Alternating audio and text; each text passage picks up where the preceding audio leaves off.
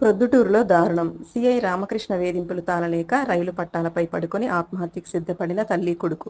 చెల్లెలు భర్తకు డబ్బులు అప్పించిన పంచాయతీ పోలీస్ స్టేషన్కు చేరడంతో చెల్లెలు ఆమె భర్త ముందే సీఐ తనపై చేయి చేసుకున్నాడని, తన కొడుకు ఎదుటే సీఐ తనపై దాడి చేశాడని ఆరోపణ.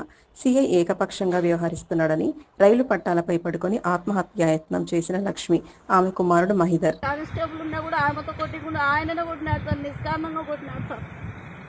అరాజకం చాలా చేసినాడు సార్ ఆ సిఐ సారు. వాళ్ళ స్టాఫ్ మొత్తం అందరూ నా కొడుకులు నన్ను లాక్కపోయి సార్ బూట్లతో తన్నారు సార్. అన్ని దెబ్బలు తగిలినాయి సార్. మాకు అవమానం చాలా జరిగింది సార్. మాకు బతకాలని లేదు సార్, చచ్చిపోతున్నాం సార్. అందుకే రైలు పట్టాల మీద పడుకున్నాం సార్. మీరే మాకు న్యాయం తీర్చాలి సార్.